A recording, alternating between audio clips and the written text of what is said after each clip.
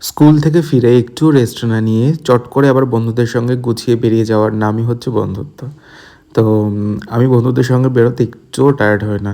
আজকে আমরা একটু সবাই মিলে দত্তফুলিয়া যাচ্ছি। আমি, পৃথিবীদি আর সঙ্গীতা। আজকে যাচ্ছি, ওদের বিয়ের টুকটাক কিছু কেনাকাটা আছে, সেগুলো কিনবো। আর তার থেকে বড় ব্যাপার হচ্ছে আমরা একসঙ্গে অনেকটা সময় কাটাবো, খাবো-দাবো, আড্ডা দেবো। প্রথমে এলাম ফুচকার দোকানে। কালীতলারই ফুচকার দোকান, আমরা কলেজের সময় থেকেই আসি এবং এই দাদার দোকানেই ফুচকা খাই। চূড়ান্ত ভালো, বিশেষ করে দই ফুচকাটা। আর এই দাদার কাছ থেকে খাই ঘুগনি। এই দাদার এখানে খাসির চর্বি দেওয়া ঘুগনি পাওয়া যায়, চূড়ান্ত ভালো খেতে যেটা।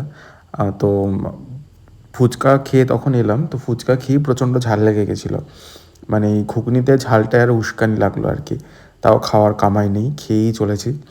তো ফুচকা, ঘুগনি সব কিছু খাওয়ার পর জিভটা এত জ্বালাপোড়া করছিল, তো এখান থেকে আমপান্না দুটো প্যাডেল পপ নিয়ে নিলাম।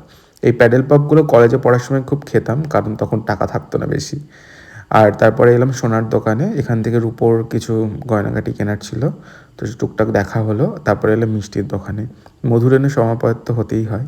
তো এখান থেকে মিষ্টি খেলাম আর চূড়ান্ত আড্ডা দিলাম। দেওয়ার পরে গেলাম একটা ফার্নিচারের দোকানে, ওরা একটু ফার্নিচার দেখবে। তো এখানে টুকটাক ফার্নিচার দেখার পর এবার ফিরবো বাড়িতে। তো যদি ভিডিওটা ভালো লাগে, লাইক, কমেন্ট, শেয়ার আর অবশ্যই কিন্তু আমার চ্যানেলটা সাবস্ক্রাইব করে দিও।